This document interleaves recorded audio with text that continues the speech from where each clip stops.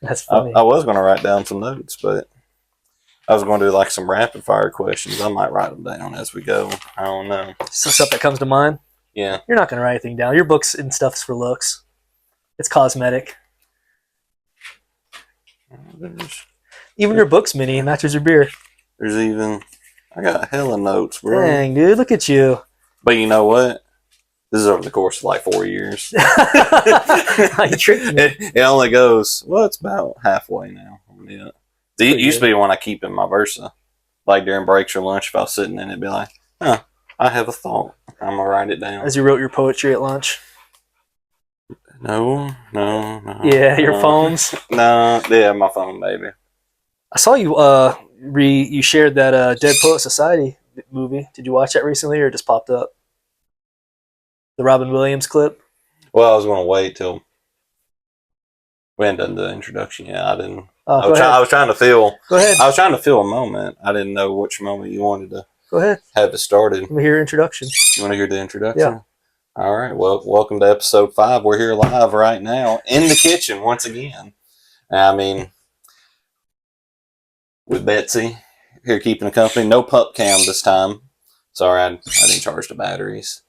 But Rose is down here. Yes, you are. Assuming the position.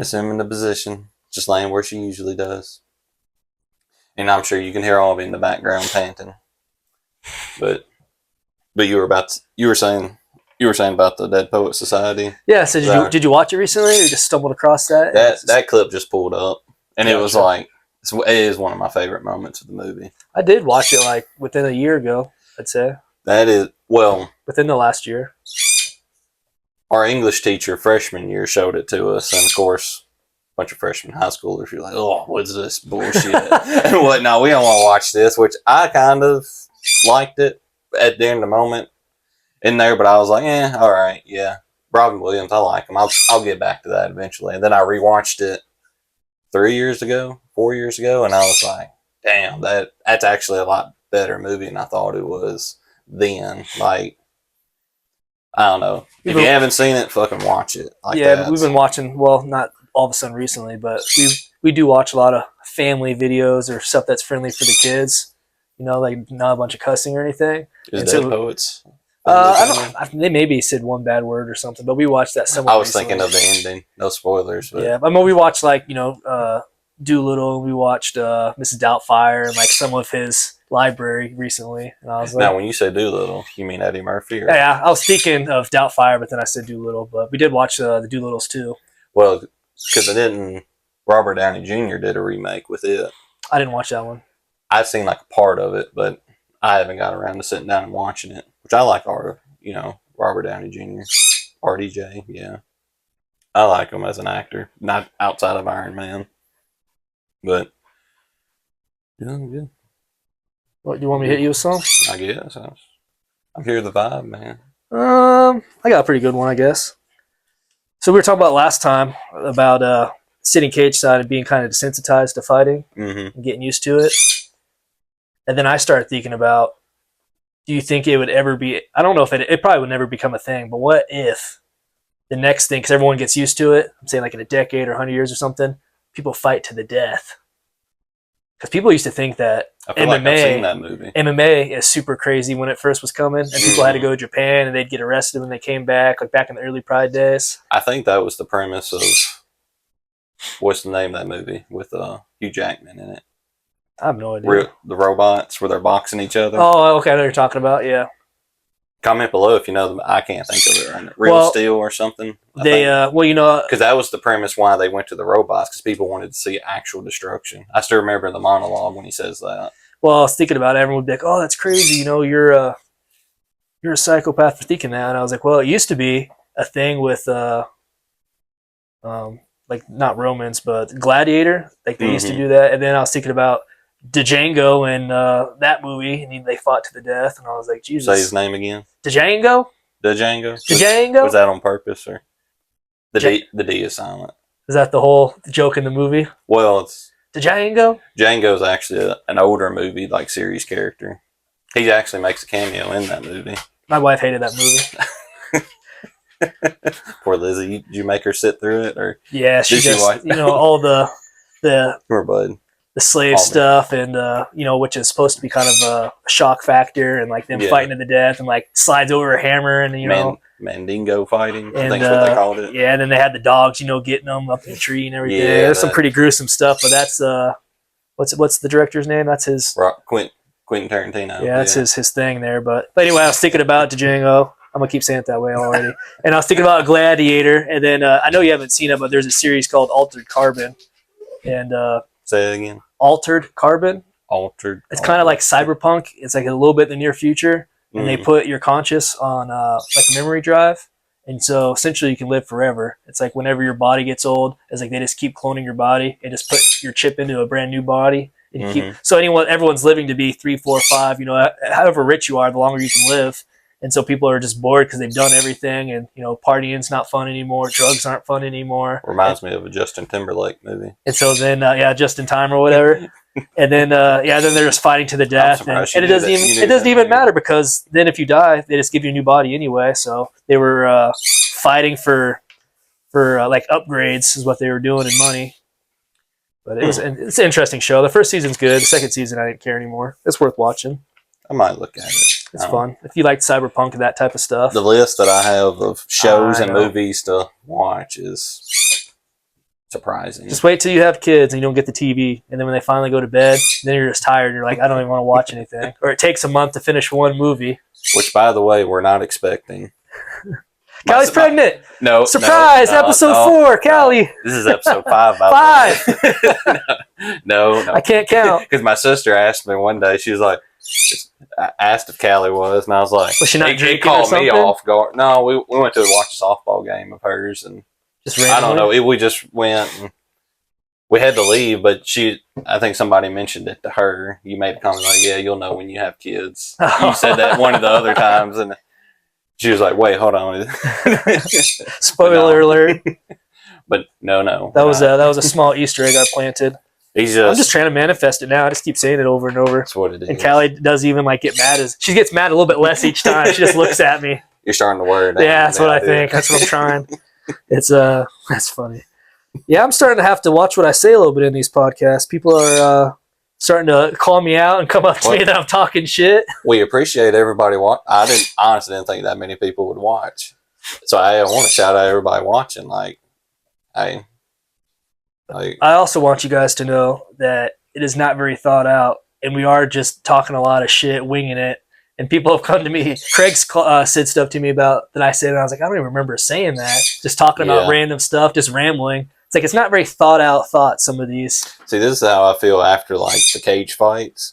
I've had one of the fighters talk to me about what I've said during it. On our side or a different person? Different person. Ooh, who was that? I'll tell you later. Okay. Were they sad or happy? No, it was a good. Well, that's also what I was about to go into. Was I always try to be positive with whatever I say, because I know I'm not going to remember it most of the time. But anyway, but they say yeah, you complimented this and something I was doing, and I was like, man, I don't remember what that moment was. You're welcome.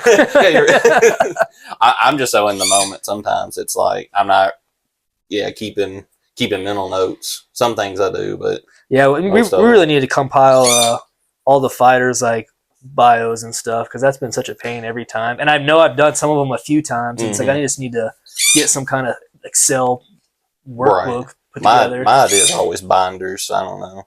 Habit from school. As long as I can just keep up. Well, binders, super old school. Something digital would be way more convenient. Dude, I college. I think I went through the majority of college with mostly paper assignments, which I graduated in 2016. I say that, and I'm sitting here taking notes all the time myself. But, like that, I think I told you before, that Rate My Professor website, I actually intentionally looked for professors that did less online stuff.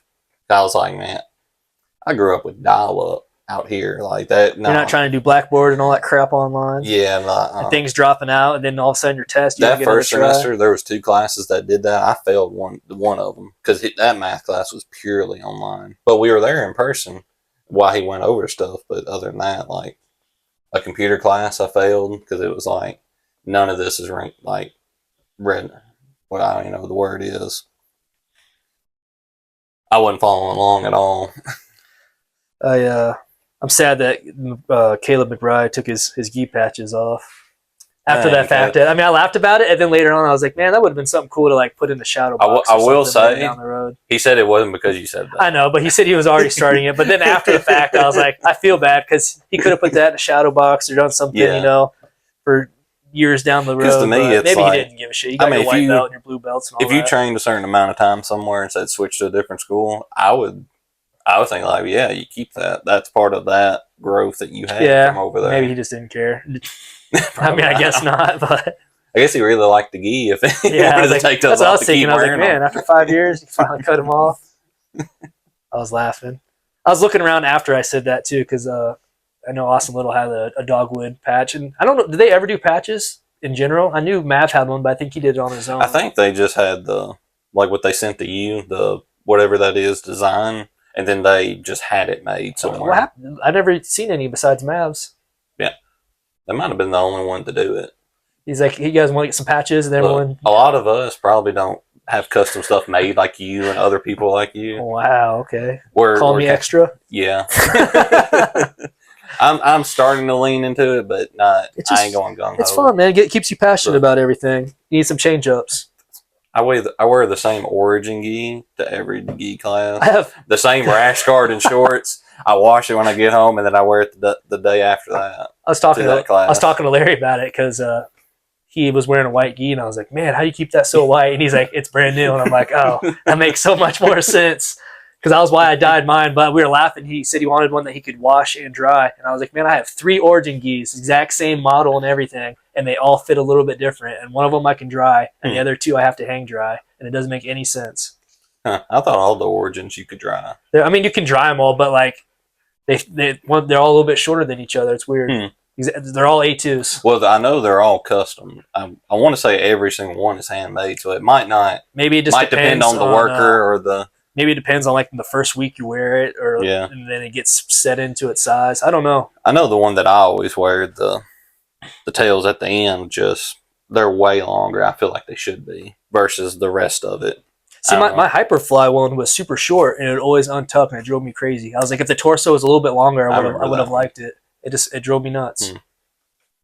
And I mean, I got like 6 or 7 other gis that I never wear. That's just just wear them just for fun, just bust them out. Sometimes I do, just rotate, but I can't dry them like I can the origin. So it's like I get out of. That's how I stay into it. If I get to where I was like, which one am I going to pick? It's like, man, fuck it. Never mind. Every once in a while, what's funny is that like how you're doing laundry, it goes on top of the pile, and after a while, I just like flip the pile over because I'm not ever getting to the bottom. I just keep getting like the same ones. I'm like, I need to rotate a little bit. That's funny. I got all kinds of random stuff. I don't really have like none of it connects to each other. It's all robot chicken, is what we always say. Well, if you can't notice, it's Tacky Monday. Tacky Monday? I was about to say Tacky Tuesday, but it actually is Monday. Tacky T-shirt day. There we go. I got my Osama bin Laden shirt on. I've only seen that once before. I remember you said your wife didn't like you wearing it. Yeah, my brother-in-law got it. Thank you, Mikey. And then this one, he actually gave this one to me. Whenever I wear tie-dye, I think of Callie's gi that I don't ever see her wear anymore. Man, speaking of which, I have a white gi. And it was my white tatami that I really loved. She did that, washed it with it the very next day. I mean, like, it didn't completely bleed into mine, but there was like splotches of blue all over. That might have been kind of cool. It didn't end up looking Travis's cool. Looked cool. He did like a charcoal gray or something. Well, yeah, his does, but I meant my white gi. Like, she washed it the same time that after the first time she wore it. You might as well just dye it now. Just pick a color. I had an idea for it. Just pick a color out. That's too much work. Does your parents sew? Mm. Callie's parents sew? My grandmother did, but she's kind of stomped on all that stuff. Which I've thought about getting into sewing myself, but with the gi stuff, because it's such a heavy material, it's like I don't think you can just have like a cheap. You have to have like a heavy duty. Well, I was looking at the Singer machine. heavy duty sewing machines, and I didn't get to watch too many videos on it, but I know that brand pops up a lot when I'm looking at them. That Brothers and Jamoni or something. Whatever that third one is. I got what you're talking about. Yeah, I watched the AI stuff is getting so out of control. I watched it was a Star Wars clip that they redid with AI, and it looked like it came from the original movies. Which one was it? I knew you were gonna quiz me on some Star Wars trivia. is one of the original three. I can't even remember what the clips were, but they were making fun of what if the stormtroopers actually were good shots. Oh, And they showed all these clips of like Luke and them trying to run away, and they just like hit him with the first laser shot. I'm like, oh, the movies would have been over. you want to hear some nerd shit about that? Yeah. So, in one of the movies, I forget. Oh, it is A New Hope, the original Star Wars movie, where Luke is, where Obi-Wan kind of trains him. Obi-Wan makes a comment with the Sand people when they find them dead about, these shots are too precise. These had to have been stormtroopers, clone troopers. I think it's just says stormtroopers now because the clones were during the Clone Wars. During that trilogy, they were stormtroopers because they weren't just all clones. They were other people throughout the galaxy, kind of like how the Romans, they went somewhere, like they conquered a new land. They just have their kids when they grow up become Roman soldiers. Same idea. So they're stormtroopers in it, which, I mean, they all wear white, but he makes a comment about how precise their shots are. Like, this is too good of shots, which kind of like contradicts what you were saying, what everybody else says about how they're missing Luke and It always seems Han. super sporadic shots. Well, when they're leaving the Death Star, when they escape with Leia, there's a comment made by the general to Darth Vader where he says, "You know what I'm doing, risking this, right?" He goes, and Darth Vader like tells him, like, "Don't worry, I have a plan about this." I'm kind of misquoting that part, but that's the theory one fan made, is like those stormtroopers are intentionally missing because they want Leia to take them back to the rebels' base. Using it as like bait to follow or whatnot. Mm-hmm. So, I mean, they're shooting around them like, oh no, you're getting away. Oh no. Maybe that's what the clips was from. It was something like that. Them running down these hallways and everything's just bouncing around. I wonder if they actually were good shots. That's probably there's a lot of videos about. There's probably some fan-made stuff like that. Well, you remember Freddie Prinze Jr.? Yeah. He's really big into that. Which, fun fact, he used to be a writer for wrestling for WWE. Did not know that. Learned that from a John Jock Machado podcast episode with him on there. But he is actually, you might have to listen to that. He had a lot of interesting stuff to say, like through his movie acting career. Like he really didn't want to be an actor. He just kind of did it because his father was an actor. Oh. And then when he met his wife, he just kind of started picking projects that he thought he would have fun on, and that's it. And then that's how he got the WWE, because he loved it, and writing and just doing his thing. But he's a big he's a big nerd himself. And so there's a video of him I might send to you later, where he's making an argument about the Force, real nerdy shit, talking about it, about balance, and argue, like he gets really angry there, and it's like, fuck all y'all who's saying this person that, like I spoke to the guy that spoke to George, like we know the idea behind it. I watched the original 3, like the old ones, and then I saw the new episodes, but not even in order, just randomly. The prequels. Yeah, and then I enjoyed the spinoffs. I think more than some of the episodes. What spinoffs did you watch? What are they called? What are they? What do you mean? What are their names? And I'll tell you. The Mandalorian. Oh, I like the episode. Yeah, the season stuff. I like the Mandalorian. I like Andor. Let's talk about the movies with. I haven't seen Andor. Callie's more passionate into all that side stuff. Yeah. I like the movies. Well, I mean, well, I was talking about the movies, but now they got like the series. But what? Yeah, I guess your kids are a little young for Clone Wars. Who's I didn't know that was my first thought. Who's Chewie's buddy? What's his name? Han Solo. Yeah, Did you like that movie? That was a good movie. So I love that movie too, and apparently in the Star Wars, is it not well liked by the fans? I guess it's not. Yeah, I liked Han Solo. That's what I thought. I've heard that most people didn't like. I fucking loved it. And then they did that movie with they all died. Rogue One. Yeah, I thought that was a good movie too. I didn't like it as much. It was decent. It was kind of just like a random thing in the story. I mean, the best part of that movie is the ending. I mean, Darth Vader down that hallway. Now that is the Darth Vader that true Star Wars fans knew existed. Like in the original trilogy, you kind of see him fight Obi-Wan, and you think like, oh, they're just. Yeah. Then there's a fan theory about how he's holding back because, I mean, that was the guy that burnt him to a crisp last time. And it's like, well, I don't know. Like, I better be cautious with this. And then you don't get to see that much action anyways. But when he goes through that hallway, like, that's That's why everybody feared Darth Vader so much in that universe. I also watched The Lord of the Rings out of order, so maybe that's just my MO.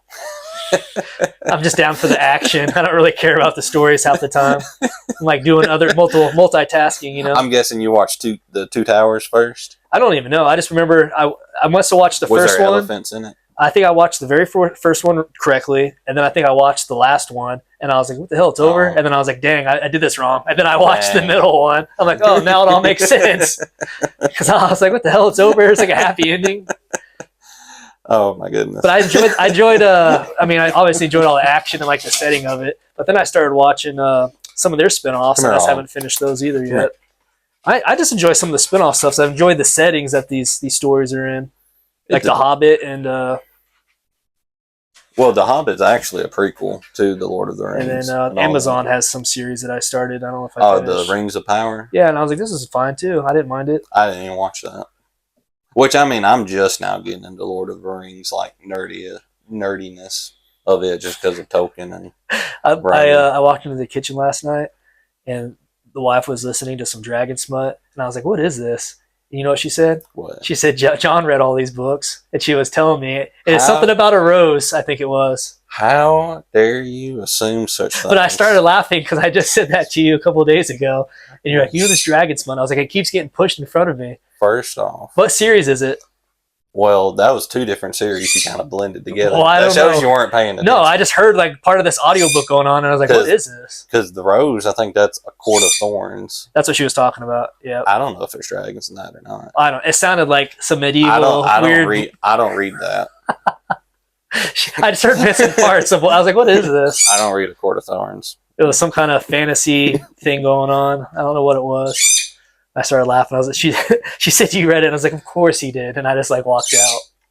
You know, I don't know her. Like, I don't know her as a liar, but I know you as a. And I was like, how does she know that you read this? And I was like, in your small time of communicating with each other, I was like, how'd you guys even get on this topic? You know, it kind of is a guilty pleasure. I'll go out and say it. This is the public state announcement. I have read Fourth Wing. I'm reading the second book, and it's really fun. But I was like, how'd you guys even have this conversation? It ain't smut. I'm going to say that right now. I don't know about A Court of Thorns, but the Rebecca Yarros Fourth Wing, I don't even know the names of that Imperium series bullshit, but it's actually fucking good. It was like 9 p.m. I was like, I don't even care. I just walked out. I was like, all right. I don't remember telling her that, but at the same time, it's like... I don't know how she would have known. She probably just got it out of me while we were waiting for your fight. Dang, all those minutes together, and that's what you guys talked about. I don't even remember reading that before then, either. I might have. I don't know. Because you kept accusing me, and I'm like, where is he getting this information from? Probably. Maybe it was from those books. I don't know. But I'll go on the record and say that's not smut. The Fourth Wing one. There might be like one moment that you could say that's that, but no. It ain't like those old romance novels where it's like he parked his ship in her harbor and then full mast and all that. Think of that that episode of that 70s show where Red actually reads Kitty's book. That's funny. I was like, that's some on the point metaphors. Like there ain't that's not what that book is. But no, I don't read The Court of Thorns. That's where I've heard a lot of things about that one. And I'm like, nah, I'm not interested in that. But I kept seeing that Fourth Wing book, like walking through Walmart, and I kept seeing the cover, and I'm like, damn, that actually looks pretty fucking cool and whatnot. And then there was a friend at work, they read it, and they talked me into it. Well, you know, they started describing it, and I was like, all right, I'm already sold. I already was interested. I'm going to go get it. Read it, absolutely loved it. Like, it's actually really, I mean, I'd say it's an easy read, but it's like 600 pages. 500 maybe. I'm going to have to believe you on that because my chances of ever looking into it is probably zero. Besides what I walked through and heard and then walked out. I guess I would say it's a page. Well, I don't do audiobook. Callie does, but I don't. I'm old school like that. It's like if I have time or the opportunity to read a book, I'm probably going to do something else. And if I'm busy, like driving or whatever, that's usually when I listen to a podcast or audiobook or whatever. It's like those situations. It's like, if I'm capable of reading a book, it's not on the top of my priority list. I do listen to Joe Rogan while I'm at work. There you go. Because I've tried other podcasts and it just ain't the same. And then, now I'm like reading children's books every night. So then when it's my own time, like, I don't want to read it anymore. Like I already got it out of my system. I've read more in the last couple of years than I have in previous years combined, just with children's books. Is she paying attention to what you're saying? Oh yeah, she loves the books. Yeah, that's her favorite. So I was about to say, if you enforce it, you can slip in like some. Yeah, this is the children's book. No, she would know. She definitely would know. This is how you make a field strip of this weapon, and that's how you start reading Band of Brothers or something. Yeah. Like, oh, this isn't a kid's book anymore. But how's it feel to be a purple belt, sir? You knew it was kind of coming, but still, we're not really surprised. You knew. I feel like I was on my way there, but you didn't have any more room for stripes. You know, I had a feeling. I was like, I don't know. They might try to give me that 5th one. I've heard stories about that, but I mean, does it give you any new motivation or anything different? You know, powers went straight to my head. Oh yeah, you're like, I can't wait to skip. It's like I had this whole that was the first thing in my head. I was like, I don't have to feel guilty about skipping warm-ups. I don't have to fake stretching over there. It's just like, y'all run over there. I'm not. I don't think anybody's faking stretching. I think we're all old, man. Well, I was maybe Seth, but he seems to be stretching for real. I think everyone else is like 35 plus over there. Everything's clicking and popping, and that's funny. I don't even know who's fake stretching. Jordan just straight shows up 30 minutes late, so I don't think he's doing anything. But no, which I was telling Travis earlier. I was like, I might stop lollygagging around now. Like, I'm actually going to have to start studying, reading books on it. And actually, well, I'm not gonna read books. Purple's a serious belt. I actually gotta start taking this seriously. When I got promoted to purple belt, that was the first thing I thought was, God damn it, guys! I was like, when I was a blue belt, like no one expected anything. I was kind of an underdog still. I was like, I was over in the corner doing my own thing, trying to berimbolo out of everything, and for even when it wasn't the right thing to do. Yeah. And then as soon as it's for purple, it's like, God damn it! Now I'm not supposed to lose to these guys, and it's like I have to start doing it right and correctly. Right. And now it's like in a whole new bubble of having to learn. I mean, I think I've already wasn't improving straight to leg locks. I'm like, God damn it. I've been ignoring these because they weren't legal. Now I have to look at them. I was putting it off for as long as possible. And then lo and behold, it was a month in. There goes my knee. It's sick. My left knee's actually just about giving out today, just from this past weekend of everything we were doing. I was so sore from just sitting there, just the long day. Yeah, that too. I know my nieces were over yesterday, and I was pitching the ball to my youngest niece. My left knee is fully giving out. Just so all the way down the calf. I go to stand up from the chair, and it's like I almost fall back down. Between that rolling and the drilling Saturday, it was. I didn't even do nothing to my knees. That was 3 hours. I mean, my ass was just numb by the end. I was like, dude, I need to get up. I can't sit here anymore. I don't know if you saw me readjusting during the actual belting part and all that. It was. I was looking around. That happens to me every time. I said I screwed myself by not getting a spot along the wall. I was like, my back hurts, my ass hurts, I walked right up my knees throbbing from. I walked right up to Brad. It was like, scoot over. Yeah, I know around. I'm not. I was like, dang, I screwed up here. But I saw just enough booger room. I was like, you can go 3 inches that way. I'm sitting right there. Yeah, that was cool. I didn't know if Riss was going to get her black belt or not yet. I think that they had to stagger it. She can't get one as close to Juan. But she's soon. How many stripes was she? I don't know, because I feel like she wears 2 different belts sometimes. And so she's got her drilling belt, then her more nice belt. But I feel like once one gets a stripe, I feel like she switches to the other one. I know you've skipped a few promotions before, so I'll fill you in. Because Scott's made that comment to both of them before. It's like, you already have 2 stripes or what? He's made that comment before, putting a stripe. He goes, I feel like you've removed a few here last time. And he's also told the story about the 2 of them, which they've told us before also. When they went to that new gym, they were purely no-gi at first when they got their blue belts and they were stripes into it. And then they went to the new school. They were all, they were gi as well. So they were getting loop choked and all these other different guards, and I think John said him and Riss just out of frustration ripped all their stripes off their blue belt, and then I remember Scott mentioning as well about he was like, "Damn, I'm a black belt too. I've been fucking choked out by blue and purple belts." He's like, "So I had to learn quick about the gi shit." That's an interesting philosophy though. Is that he was talking about in general when you get to a new belt. He's like some people, maybe it's early or maybe it's late. You got two sides of the coin there. He's like, if you think it's early, then it's time for you to grow into it and progress. Me, I didn't ever want to hurry up and get to the next belt. I was like, I always wanted to felt like I absolutely belonged before I got in there and not wanted to grow. Yeah, I feel that.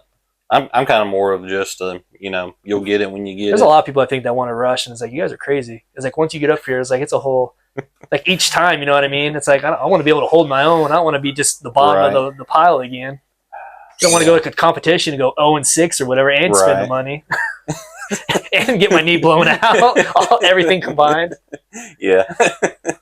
And they call it sandbagging or whatever. It's like, well, it's hard to say when you're at like the top of one because there's still outliers, and I'm watching film all the time. So like I'm watching blue belt worlds and stuff, and I'm like, dude, some of these guys are freaking monsters. Some of these blue belts are whooping black belts at ADCC and some of these other tournaments, and because they all come together at different stuff. I know me. So it's hard to compare yourself to the blue belts around you, and then you have 60-year-old blue belt versus 20-year-old blue belt, and like they're different.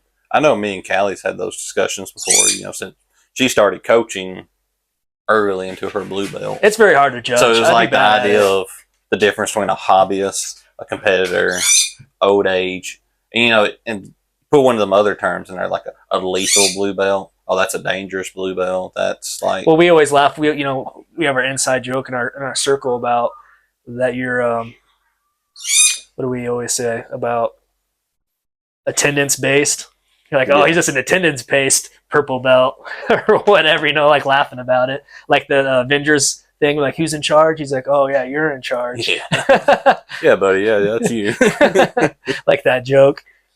But yeah, I don't know. I don't know where I was going with that. Just that philosophy that some, I guess, get promoted early or think that they do. And it's like, well, then it's time to grow into it. I've always been under the impression of just... They always say, that was a sandbagger, that wrist was sandbagger or whatever. And it's like, they just want to... I feel like extra belief. And you know what, too? Since they're buddies with Scott, I feel like if I was Juan or Riss, I would want to make sure that it was past due so that people didn't think you were getting favoritism or that you extra deserved it. Like, I would want it to wait longer than maybe some other people just to be like, make sure I earned it. You know what I mean?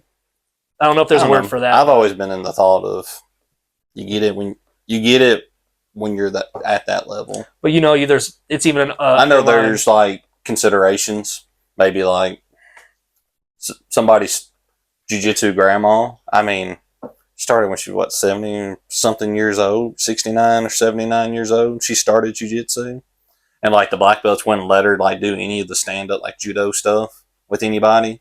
She's a purple belt. She got her purple belt, I think, sometime last year. But I mean, it's like, how do you judge her? It's like, well, knowledge of moves and capability of performing them. I like going with you said about each person's journey is their own, and at the same time, there's like still certain levels of merits to meet.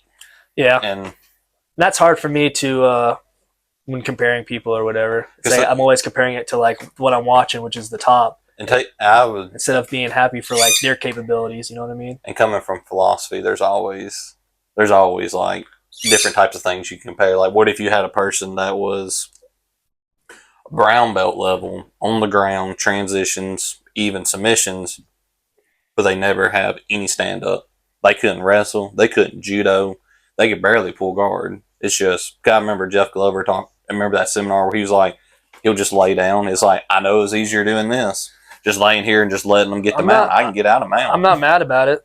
But I mean, there was you could well, I don't know about judo, but in wrestling, there was guys that were not good at takedowns, but they were freaking monsters. The ones who went to the ground, like they would pin all these people, and they were experts in like certain little pieces, and it's like they just sucked. But other people knew that, and they're like, I'm not going on the ground with them. I'll take them down and just let them go, and take them down and let them go, and rack up points that way.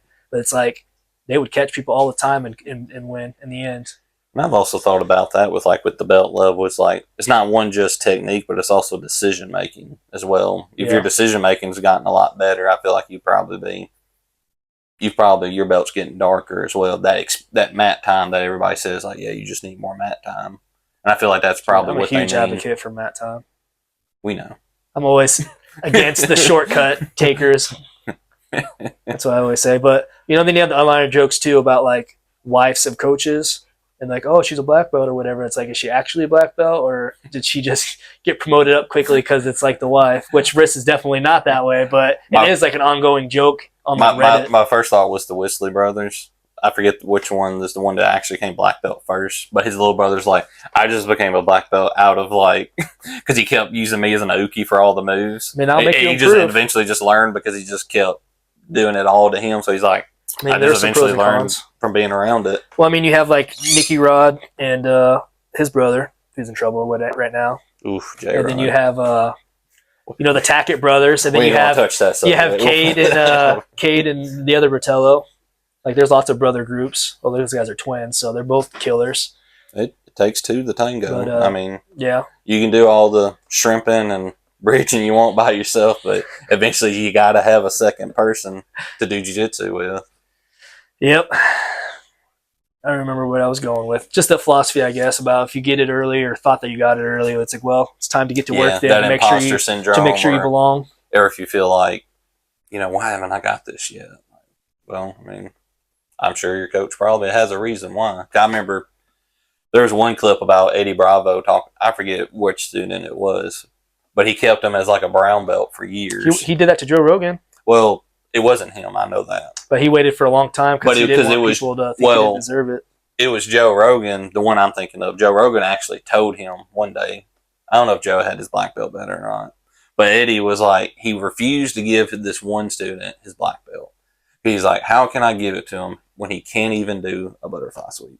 Like, there was like one move he would not do, or there's one that he was not able to do. And he's like, how could I give him that black belt? Like that one thing's just holding it back.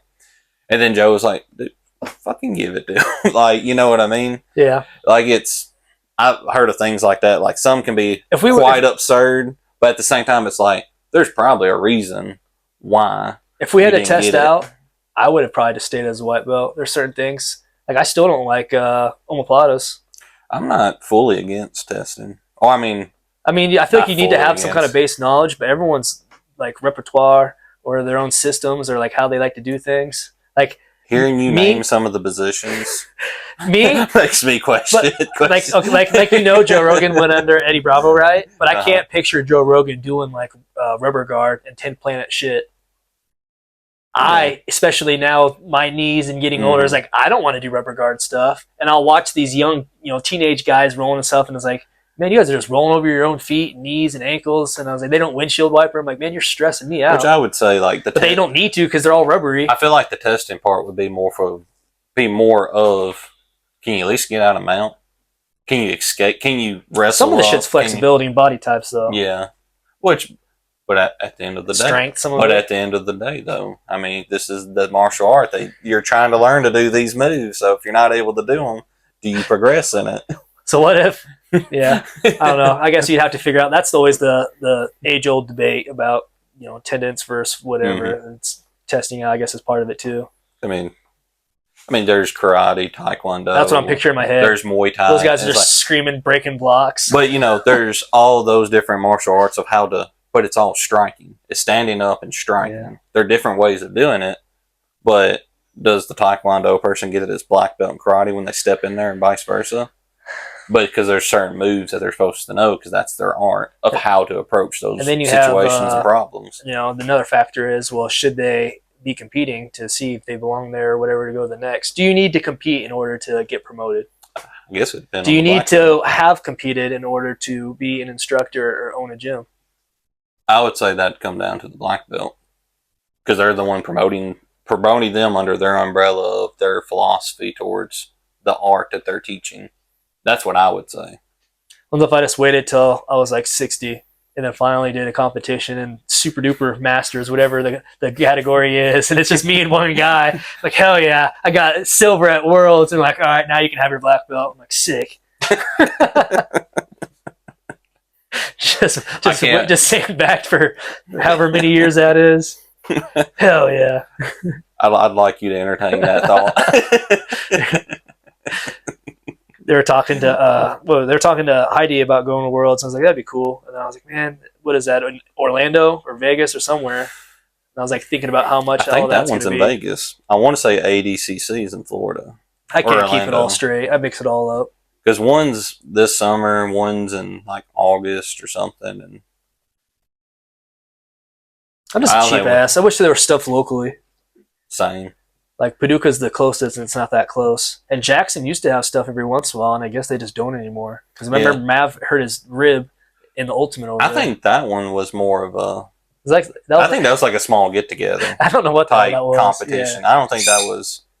I could be wrong. No, on that one. I remember. Yeah, he went by himself, and everyone was like, "Told you not to do it" or whatever. They were mad. And then, which I'm also on the same philosophy too. It's like we're all our own people. If you want to go do something, go do it. Yeah, I just wish there was stuff that was closer. I mean, like, yeah, I agree too. I got a random rant. You want to hear it? Rant away. I hate drilling judo in general. I like judo. I like to watch judo highlights. I respect judo. What part of it makes you not want? I don't trust the people to do it to me. Yeah, and even because they always the same reason. They always talk about like, oh man, if we get a crash pad, and I was like, the landing part isn't what scares me. It's the execution of like the knee reaping that freaks me out. It's the chopping at the knees and like the legs, and it's like I don't care about the landing part. That's the end. It's like you did everything else fine. I was like, so what if you knock the wind out of me? I don't care about that. I care about that. I mean, that's the part I don't That's not fun, but it's like the part when I hit the mat and it's like, well, you need to brake fall. Well, you know what? The brake falling. That is such a hard concept. It kind of helps, but at the same time, when you like lose your balance that quick and get thrown, it's like a lot of the times they have grips, so like you don't have your arm to brake fall. They're supposed to let go, but it doesn't happen. A lot of the situations, there's nothing to brake fall with.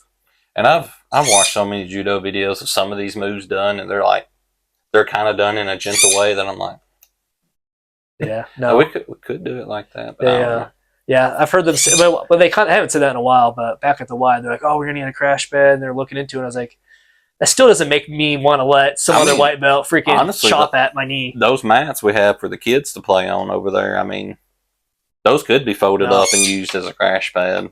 I've thought about it. Let me throw you. Come on. I just don't do it. I'm just like, I'm good. I won't reap your knee.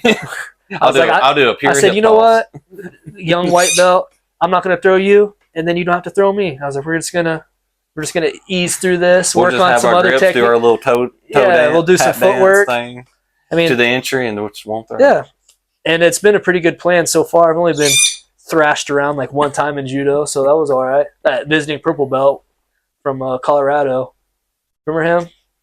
I remember one who did the pro event. No, not him. Keegan? No.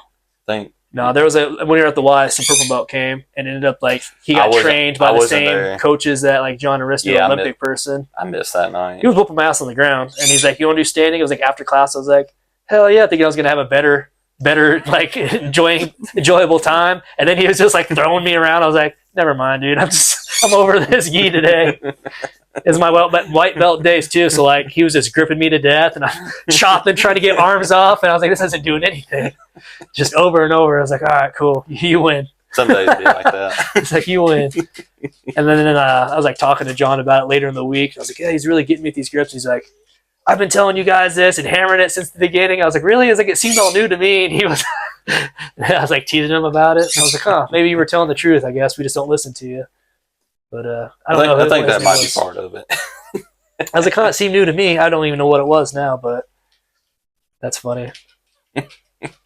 So you don't like drilling judo? I do not like, drilling judo, which is funny because I like judo highlights and I watch a lot of judo, but the act of actually practicing it, and it's mostly just I don't trust doing it with other people, I guess. Yeah, the drilling part. I feel that because I remember being nervous the entire time as a white belt when we did judo. When they're demonstrating it, they're always talking about the one attacking and how to move. They're like, yeah, you don't want to pull them over your knee. And I was like, yeah, that's cool. But I also don't want you reaching all the way across my body and like hyperextending my knee. I was like, fuck your knee, dude. I'm worried about my knee. I'm standing straight up and like letting you do it. Right. I was like, how are you going to hurt yourself throwing me? You could. Well, I want to say that's how Callie hurt herself one time. Yeah. Well, I know wrist. The initial break, wrist caused her, which Callie fell right on her shoulder when she did the throw. That's when it first eventually broke. Then I say this, and then Gina hurt her leg, but I think she panicked, and I think that screwed her. Yeah, Callie's just injury prone between her and her drilling partner. Yeah, I remember Gino broke her leg. That was terrible. I was there. It was like a terrible noise. And it was screaming. You just knew. Poor Gina. Oh, man. Sorry you had to go through that. And then you got like Big Chris, and some of these other guys like helping her like out of the gym. I was going through some old pictures the other day, and I had pictures of her X-ray, and she's like, "Yep, leg's broke." And I was like, "Ugh." And I think when she joined, she was only part of the gym for like a couple of months by that point too. I want to say. I think she broke her arm or wrist or something at TRE before she even came to us. I didn't even know about that. I think I could be lying. When she first joined, she got a tattoo not long after joining, and so the tattoo kept her from training. And then she came in, and she only trained for like a month or two. Yeah, that's supposed to be that happened. And then that's supposed to be the curse of getting the tattoo. Everyone seems to get hurt. She persevered a lot of injury through that white belt to get the blue belt. Yeah, if people are talking about getting dogwood tattoos, I'm like, every single person that gets one gets hurt, I think. Yeah. Robert, we're just waiting for Robert. And he's had some. There was one other person. I think Logan now. I think they're the only two. Robert, broke his toe at a jiu-jitsu tournament, and that was pretty gross. All right, so Robert's on the... But I don't know if that was pre or after the tattoo, but I remember he tapped and had the guy like a technical mount or something, and they're like, everybody was confused. And I think when he spun, his toe popped out. Like he spun on the ball of his foot and his toe broke. And it was his big toe. And oh, man. I think I could be making stuff up. This is all time on my memory as well. Mm-hmm. So I guess it's just Logan right now then with the... Well, between him and... Well, Frankie hurt. Did Frankie hurt himself? Frankie's had a lot of small injuries. I don't know about anything big. And then Logan had a knee injury, I think, from freaking heel hooks back at the YMCA. I think he was one of the young guys that got hurt by maybe it was James or somebody. Before one of the speeches, there was two of the young kids got hurt. I think he was one of the young kids at the time. Part of our annual quit doing freaking leg locks talks. And then, man, do you have any warm-up rituals at tournaments, or you just go? Gotta make sure I go poop. Just in that day, just from basketball, it's. I mean, right before the match, or you just talk about in that day before. At the spot. At the venue. We're at the venue. It's probably 30 minutes or an hour beforehand. I'm probably going to have to go. That otherwise, it's just. Is that a stress or anxiety thing, or just It's the waiting. I hate the waiting. The waiting. It's can we go right now? Come on, it's. And it's okay, I gotta move. It's I feel the antsiness, and it's I'm gonna get tired right now, just bouncing around. I'll stretch to kind of try to chill out, but it's just sitting there waiting because at least say back in basketball, our game starts when the girls were over, so it was very easy to be all right, I can relax. I see the time on the quarters. All right, at halftime we go into the locker room, change, we stretch, and all right, they'll call us. In 12 minutes, given. Do they have set times for that basketball? It's you guys are starting at 7, or is it still dependent on the game before? It's dependent on the game before. So you can't even give it a hard time. I guess the girls' games. I guess they started at 6 or 7. I never really truly paid attention to what time it was. I just knew they started. We were there. Around halftime, we would go into the locker room. But jiu-jitsu or MMA or whatever. But with jiu-jitsu, it's you're waiting on the matches before. It could be faster. It could be slower. Waiting on the matches before and at these tournaments, I don't even know what order it is. I might be up first with the adults. I might be last with the adults. Yeah, the format's that part, to me, it's just all right, I'm changed. I think we've had some people wait. So Garrett, you remember Garrett, Blue Belt Garrett, congrats to our current Garrett on his blue belt. We finally replaced the blue belt Garrett. Let's go blue belt Garrett. He's our new blue belt Garrett. It's our old blue belt Garrett. I still remember the last tournament he went to was outside of South Haven. He actually started one bracket. He had to pause because the dude he was going up against was part of the absolute, and they were doing it. In the middle of that, so he had to wait through the whole absolute after they already done their first match. See, that's another thing too, is that sometimes they do the absolute first, and I don't understand that, and sometimes they do it very last. I think his division was one of the last ones to go, and all the others were done, and they went ahead, I guess, to start the others. But to me, it was we were just standing there waiting. He's yeah, that's my opponent over there. He's got to go through go through all the others. In wrestling, sometimes we start at 103, which is the lightest weight class, and go like in order. Mm-hmm. And sometimes I feel like they would draw a number out of a hat or flip a coin or something. Shit, you not. So. And we're back. Part 2. Sorry about that. Small interruption, technical difficulties. Ran out of storage, had to clear some room real quick. But I don't remember what the hell we were talking about. we only missed. Hit me some with your things. Well, I didn't have any. Oh, I thought you had it. I'm back on my bullshit again. All that talk about notes, I thought you had a couple. These are way old notes here. I was thinking about writing down some like rapid fire questions to ask you. Oh, that's what you're talking about. I'll probably do that next episode for sure. See, I'm not prepared. I thought I had enough space for a 30-minute episode, which we got up to 52 minutes. We're not very good at keeping it short. We are not. What do you have anything that you're watching coming up? Do you have anything planned? Like a movie or yeah. Shit. There was one. We could start a book club, but not books. I'm not going to read it. Start a movie club, and then if we tell everybody what the movie's going to be, they could watch it too, and then they'd be on the same shit. Maybe that's what we should call it. We just call it the book club, but it's really movies. I mean, they'd be like, "What the hell?" We keep picking movies that are books. There you go. And then whoever isn't paying attention, they're like, "Oh yeah, I bought it." Like, you bought it? What do you mean you bought it? Let us talk about the movie version, even if it's different. But what the hell are they talking about? He's our control for the group. But there was one. Now there was one I sent to Callie just the other day. I was like, I want to see the second Accountant movie. You ever watched the first one? You guys were talking about that. I did watch the first one. I did like that one. And with Ben Affleck, right? Mm-hmm. And John Byrne. Do you follow my buddy on TikTok? Which one? The one that had the DVD collection? Not on TikTok as much. Well, so I might follow him, but I don't know. We were talking about movie collection one time, and I sent you one of his things. And I don't know if you hit follow or not. It doesn't matter. But what he does is I guess IMDb has like a poster that's like top 100 movies or something, and he's been watching them and like scratching out the ones as he's going. And he has like a wish list of movies, and people have been sending him movies, and he's been watching them and doing like little reviews type things. And that was the plan this year with me and Callie. I knew you guys made a list. And we got 3 weeks in, and that was as far as we got. Well, I mean, we got... Because, things promotions pop up. And crap, and you're sick, and different schedules and whatever. Going between here, there, and it's like... It started to feel like a chore. Yeah. As well. It's like, taking the fun out of it. We got to get home now to go do this, and it's like, no, because I'm also at a part of my life where it's like, I'm not rushing to go anywhere anymore. It's like, my weekends are free. I feel that. Nieces are over quite often. It's like, I'm not going to rush away from them to go do something else, because I feel like a bad uncle then, but now the movies, like I do have a list of like I still want to watch Lawrence of Arabia.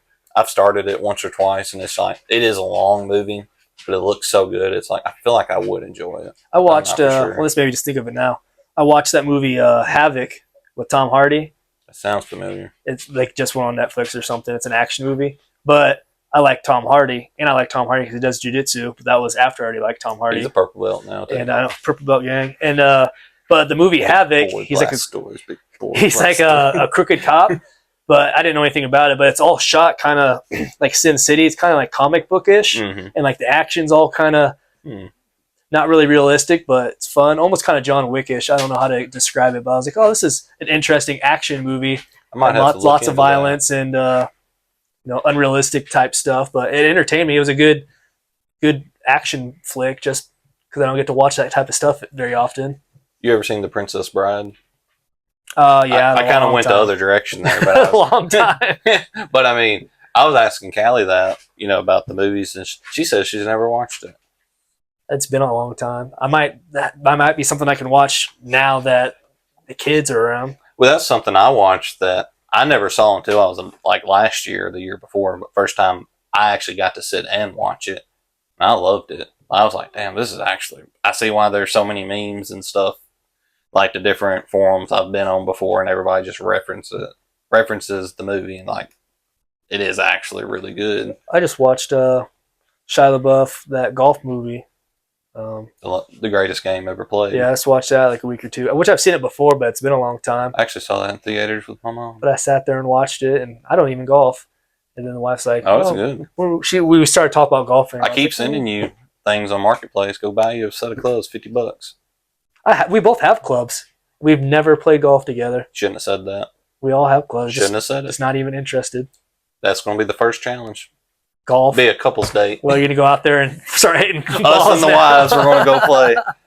It should be a fair match. Yeah. I've been moving these dang golf sets for 15 years or something and never even got them out. Well, consider it. They're going to I be don't even know if it's a full summer. set. I keep moving them. It don't matter. I don't even know if there's balls in there. I assume there is, but I got plenty. that's funny. And then You've seen 10 Cup, right? probably not. I don't know what that With is. Kevin Costner? Is that with the golf? It's a golf movie.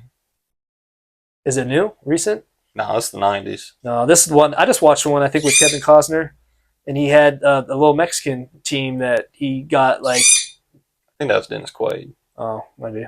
On Netflix. Yeah, my bad. Wrong person. Old white person. I mean, yeah. Getting old. It is what it is. Once you get to purple belt, all the CTE stuff. That's something very popular in the golf world. Is in that movie 10 Cup, he finishes the back nine of like the regional thing to get to the U.S. Open with nothing but a 7-iron. Did not watch this movie then. Him and Cheech gets into an argument. He's like, you know what? And just starts breaking all of his clubs. And then there's the 7-iron. He's like, this one's never let me down. Just hits it. And he does the rest of it like that. And that's kind of something a lot of golf people has done before. Where it's like, hey, you want to do this? It's like kind of one of those like, would you stop playing around? But it's like, there's always that one person that wants to do it. I was that one person sometimes. You're supposed to be coming out with Happy Gilmore too, not too long. That's on the list too. I think that was the first golf movie that I ever saw. He's gonna have like 50 cameos on there. He was on Joe Rogan or somebody, and he's kept talking about people that were making an appearance on the movie. I was like, everyone's in this dang movie. That should be fun. I mean, I know I'm excited to see it too, but I feel like you're waiting for me to say something else there. I just was curious if you and Callie had something planned coming up, or I know you guys go to the movies sometimes. We used to go to the movies a lot on Saturdays. What sequel? Oh, The Gladiator. You guys said the second one sucked. Or Troy, whatever it was. know, something sequel. It honestly could have been better if it wasn't edited like so quick, I guess you could say.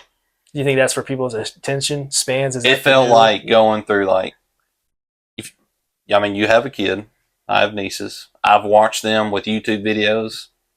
Oh, I'm sure you've seen a kid like where they started. It's like, on to the next one. It's like they start watching and on to the next video, and it's like, could you just watch one? Like every time you start to get invested, just a little bit. I've started videos and I'll back out of them because like, no, that's not what I wanted to see. Yeah. But them, it's like, oh, I really want to watch that. Oh, I really want to watch that. No. But it's like they're like 2 minutes into it, and it's like, okay, I'm done with it. Yep. Of a 10-minute video, and I'm like, this is killing me. But honestly, that's kind of what it felt like. As well as the characters like progressed too quickly. Like there's some things that take way too long. This one was like kept happening. It's like, wait, hold on, we didn't get to enjoy these moments or really watch this come up. And spoiler alert, Denzel Washington like becomes emperor during the movie as well, and it's like in the oddest way for like 5 minutes. And then that rain literally lasts about 5 minutes, and it's like all of this seems rushed. All the actresses did their job. Like I wasn't disappointed in a single person's performance on screen. They all did it well. They all acted well. The scene with the monkeys in that one pit was that CGI was so horrible. And the dude that dies in there was so underutilized. He's such a good actor. And he's just like, I'm done. Just kneels and just gets killed by one of the monkeys. I'm like, what is this? What the hell is this writing here? Like, I have a lot more complaints about that movie, but I'll keep it short to that. And then, yeah, I'm not going to mention Joker 2. Yeah, Joker 2 is what I was thinking of. Yeah. No, that was a fucking disappointment. Apparently, Quentin Tarantino really liked that one. It doesn't shock me, but I feel like I don't know. But then it should because he's a comic book person. But I digress. What else you got? What else you think about? What movies are you excited to see? Everything's kid based right now. We were talking about the Lilo and Stitch. It's like a live action. I don't know if the daughter's ready for that or not yet. She doesn't really mess with the live action stuff too much, but that could be happy medium. And then they're doing what are they doing? They're doing another How to Catch a Dragon or whatever. Yeah, I never watched those. Those ones were good, but I don't know about they were. live action. I don't know if she's gonna care or not. I mean, it looks like it'll be good. Like at least it won't look like cheap. Yeah, but like the little ones, they don't care. Well, at least mine, she doesn't care about it when it's live action. It's like it's the same story. Like we can watch Lion King, all of them animation. As soon as you put the live action one, she's like, meh. Which I Which is funny because it's the same story. I honestly think these live actions probably are more for the us. Well, they time it all too on a 20-year rotation so that you get drawn in. Well, that's also been kind of a Disney habit before DVDs and VHSs were really starting to happen. The Disney Vault, that's what it was. They'd come back out in theaters with the older animations, and they'd release. I learned that from an old comic stand-up DVD from the 80s.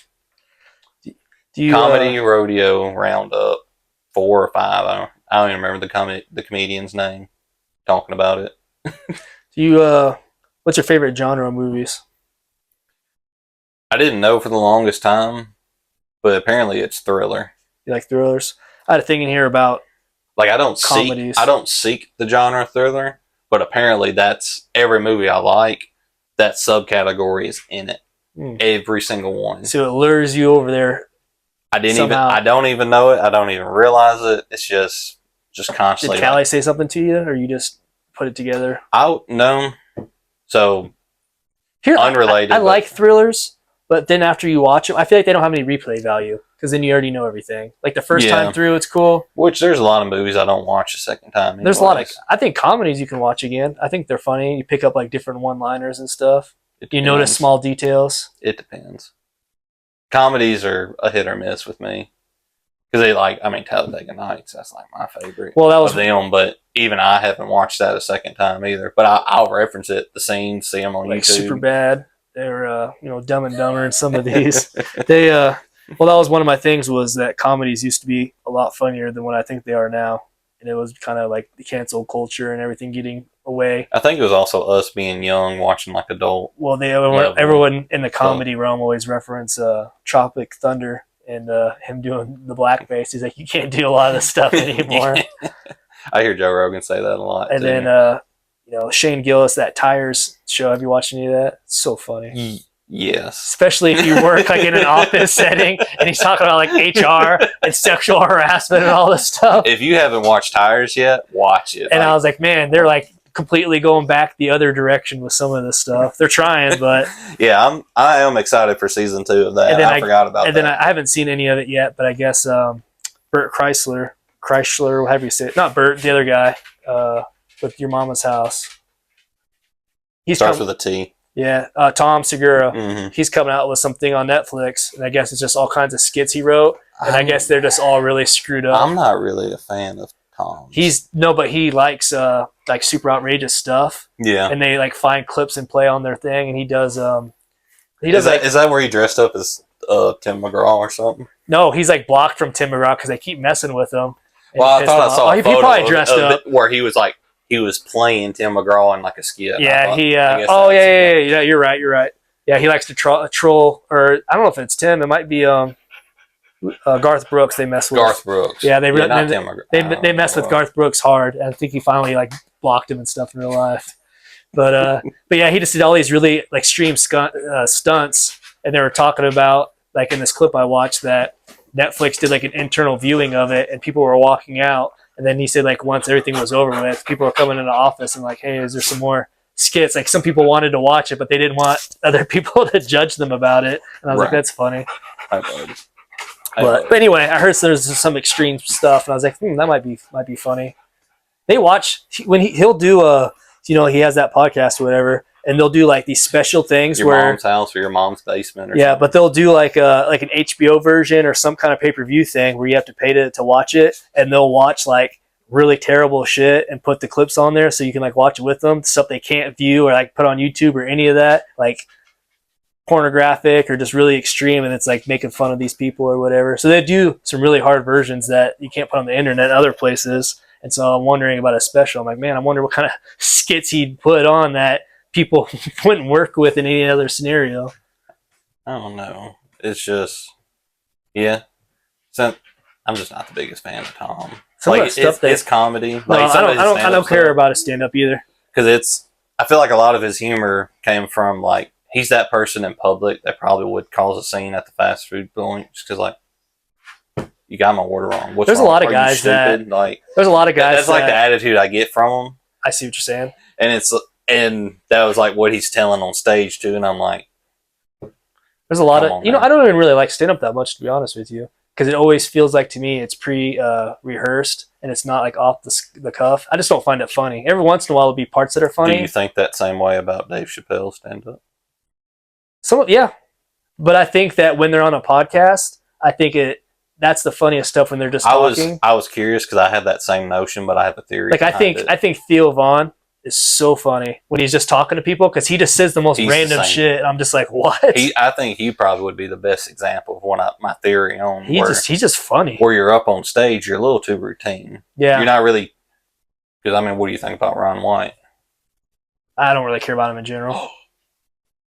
I don't like some of that like redneck comedy stuff. I like you say Dave Chappelle. I like some of his stuff. It's funny. Well, but sometimes when he's just talking, it's funny. What I was going to compare was like Dave Chappelle and like Ron. Like, Ron will do some routines, but it's like he does it so well that it doesn't seem like it's rehearsed or practiced. Yeah, like he's actually interacting with the crowd. Like he's doing the routine because he knows the crowd wants to hear it. Yeah. Whereas like he is telling a story, and Dave Chappelle same way. It's like he's so naturally just talking to the crowd. It's like, can you believe this happened? Like, about this moment or something. Whereas, like you said with Theo, like, yeah, like he starts talking about this specific.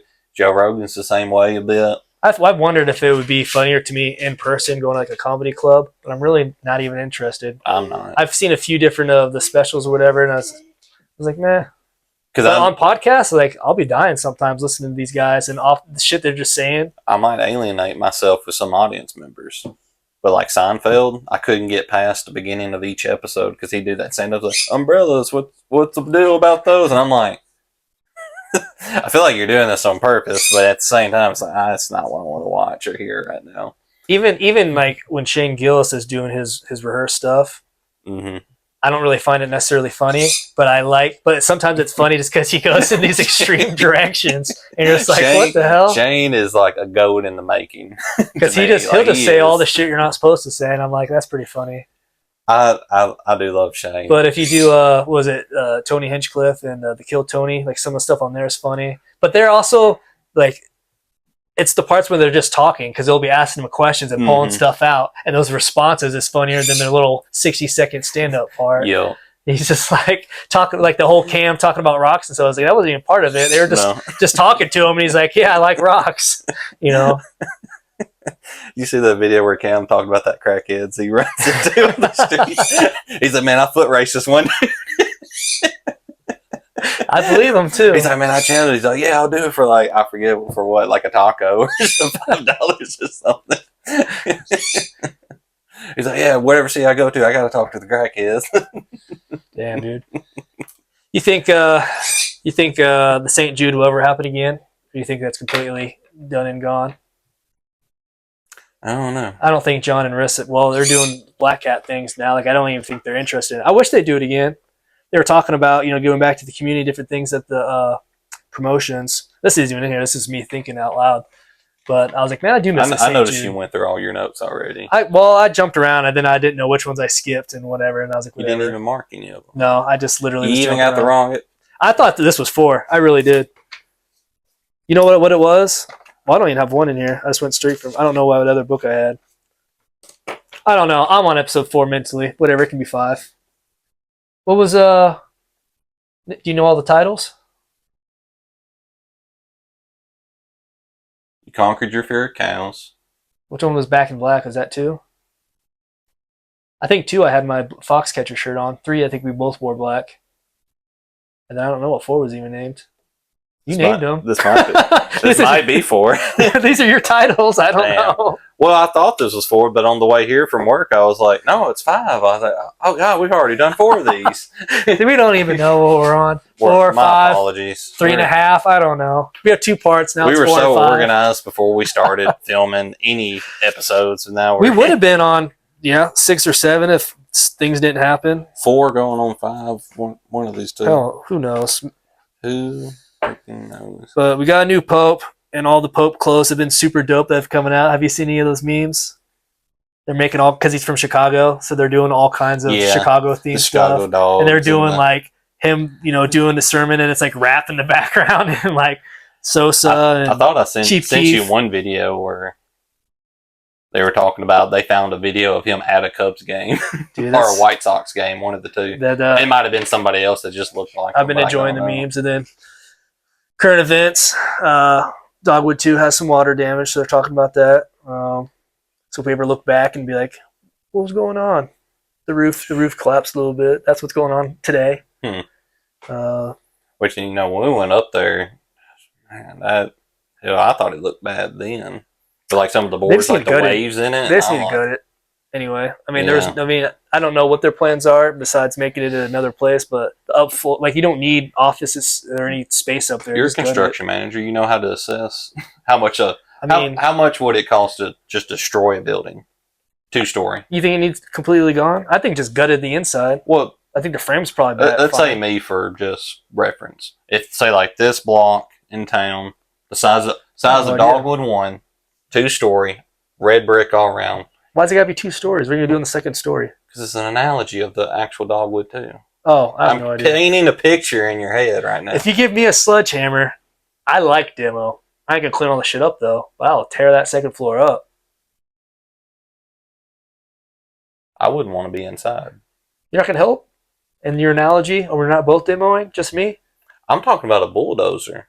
Killdozer style. Like, I'm ramming buildings with a killdozer. Like, how much would that cost to bring one of those in and like knock this bitch down? I have no idea. Wrecking ball, just like, let's just to the rubble, push it out of the way. You need Chip and Joanne from Waco, Texas over there. You know that Fixer Upper show? It is Fixer Upper. Is it Fixer Upper? Yeah. I knew it was one of those HD TVs or whatever. Mom really loves that. They got like 12 kids or something crazy. They already got a bunch of. I'm kind of shocked that you knew my wife Chip and Joanne. We went to Waco, Texas a couple years ago, and just because the in-laws were camping, and we're like, let's meet them in Texas and like do some Texas stuff. So we flew there. You subscribe to Magnolia magazine? The wife was, I don't know if she still is. Yeah, we got them around the house, but so we show you how much I know about it. We went to Waco, and so we had to go to that dang thing. Come here, Rob. So she picked Magnolia Farms, whatever it's called, and I was like, oh, this is cool. You know what I picked? What? I picked that where the standoff was with the FBI and the ATF with the Waco, the whole. That was what I picked, and we went over there, and I'm like, oh, this is kind of sad. What a man! Yeah, and I'm like reading all this stuff. I'm like, oh, a lot of people died here. And there's like, the wall. That's not funny, but there's the wall of, there's like babies and all kinds of stuff. I'm like, man, a lot of people. Dang. And then they're still there, like they just moved like 100 yards over, and now there's just like a small, not what they used to have. But they're still existing as like a religion, I guess you call them, a cult. I don't know what it is. I didn't know about any of that.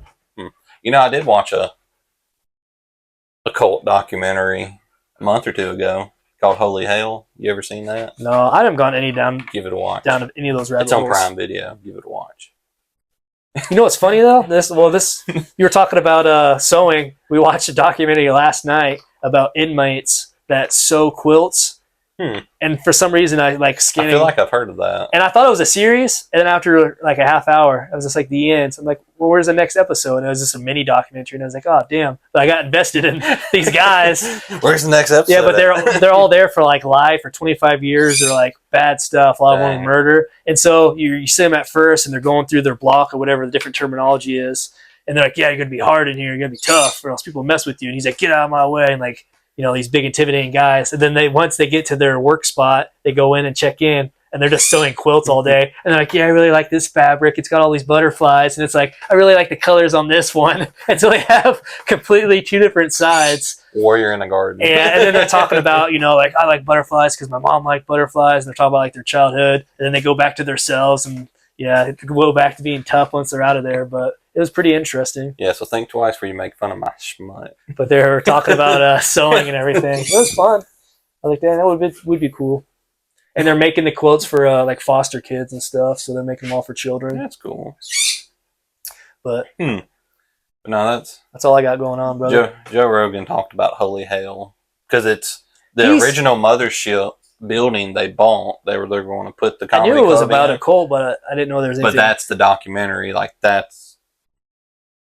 Which documentary they started in California and they moved to Texas. Funny enough, ironic, and by that building.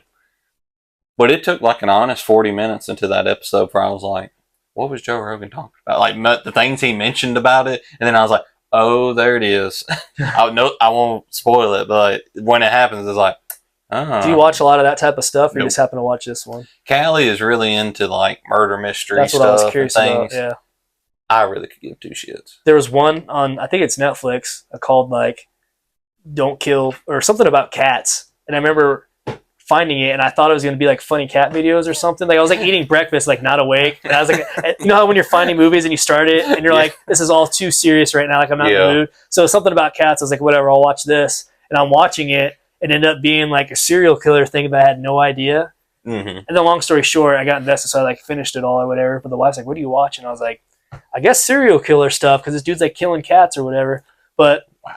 So this guy's a serial killer, right? Mm-hmm. And what happened was, how it all started was he posted videos like killing cats, and he posted it on like a Facebook group, like getting them all stirred up, and it was a bunch of cat lovers, and so they were pissed about it. And so then it turned into all them trying to hunt him down, and they're giving clues to like the police or whatever. And they're like finding stuff in the corners of his video and just completely nerding out together on it.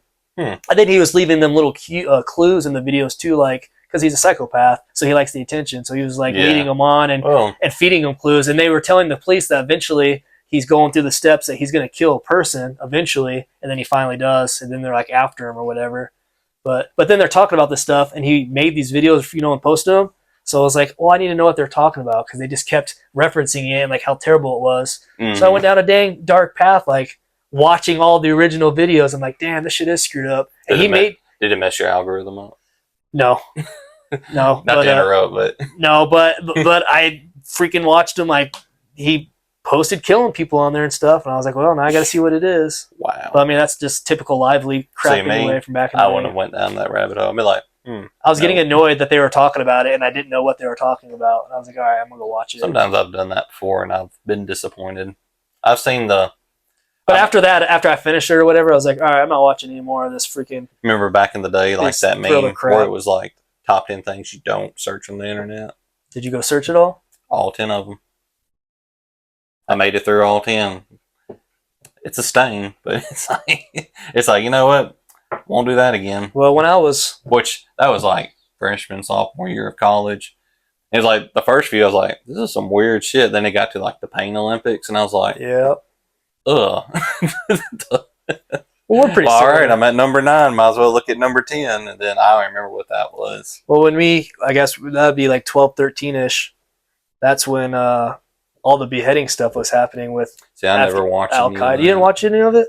I didn't want to. It was just like everyone kept... Well, 9/11 happened, and then we went over there, and then people were getting caught, and they were beheading people and like making videos about it, and everyone was like stirred up, and it was helping fuel the war too, because everyone was pissed off about these beheading videos. Which I was a little younger, I guess. So, I mean, you had I don't know if LiveLeak was there. I think LiveLeak replaced some stuff, which LiveLeak is gone now. No. But you had E-Bombs World, and you had like crazy shit. Now, I'll also remind you. Had these different websites. Where I grew up. You don't have a signal here, right? That's fair. I had a flip phone until I got to college. I didn't have my own personal computer till then. And that was 2011. Well, if you don't have computers around, then you're kind of screwed. Which we had a home computer, but it was dial-up for a while though too. It was dial-up. They had dial-up in it until I think my junior year in college. But now, see, that's what freaks me out now as like a parent, I guess. Now they don't even have a computer in the house because they both have smartphones. So it's like in the TV, you can get YouTube. You know the type of shit that you see just scrolling on Instagram or whatever. It's like there's a lot of stuff that sneaks through that. My algorithms are so different than everybody else's. I know you told me that, but I'm just your middle-aged suburban. My accounts are all different than each other. Even your different personalities. And then it even like starts suggesting me stuff from other ones because they all follow each other. Well, you keep liking each other, you keep talking to each other too. Some of them they do. Got that split personality. And then so my patch one is all military stuff, and so a lot of that's cartel and weird stuff, and then like footage from the Ukraine war and stuff like that. And then my jiu-jitsu one's obviously mostly jiu-jitsu, but every once in a while there's like weird Russian fight leagues. I'm like, what the hell are they doing? Like the concrete, whatever it's called, with like bare knuckle fighting in weird areas, and you know what I'm talking about? I do. Yeah, there's some weird bare knuckle league stuff. You've sent them to me before. Like, what the hell are these guys doing? Yeah, I did. I got on the one friend at work because he kept sending me some weird like skibidi toilet type stuff. And I was like, he kept sending so many, it did infiltrate my algorithm. Like, I was like, look at what you did to my fucking algorithm. You can this reset it and do stuff, but it's a pain. And then I feel like it doesn't fully like wipe it. Which I'll say TikTok actually taught me about like actually, what's the word? Not just hiding it, but you can like decline or hold it and be like, hide this video, and it'll actually start listening to you. So suggest. I've been liking super random. I've been liking Facebook like reels more because a lot of them like are long ones.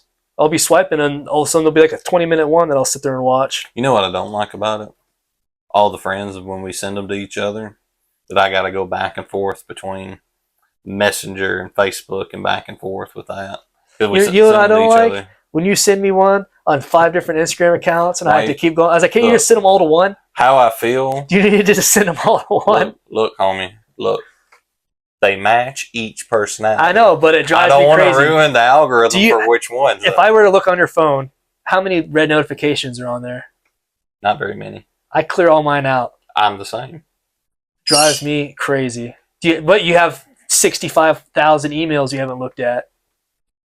Your inboxes aren't clear. That's the one exception, because those aren't important to me.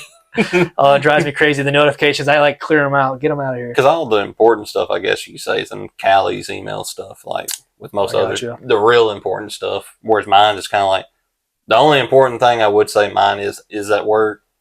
But I'm like, well, I'm at work. I have an email at work. They're going to let us know if they're just going to walk over to my desk like, hey, you need to go do this real quick. Like, on my way. I am going to add something to our book. I'm going to add something to our book club. All right. I told Austin Little that we'd watch or talk about The Last of Us stuff eventually. I haven't watched any of it. You haven't? No, but I know you were talking about the game, and then he commented on the video about how I've actually seen most of season 1.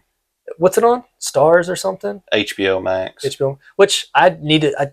So here's the thing: is that it's good. I need to cancel a subscription because I haven't been watching a lot of stuff, and I need to go to another one and then just like watch a bunch of things that are on my list, and then like hop around because it's stupid to subscribe to all these when I don't have the time to keep up anyway.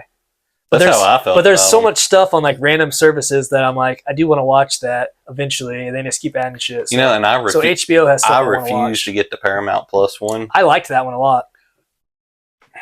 The daughter. It's only because I have all the other ones, but like the daughter. I feel like that one probably would be the best one, but it's like she accidentally subscribed to us or something because she had the remote, and I was like, "What the hell? We have Paramount Plus now." I enjoyed it. There was a bunch of stuff I was half finished. Which one did you like?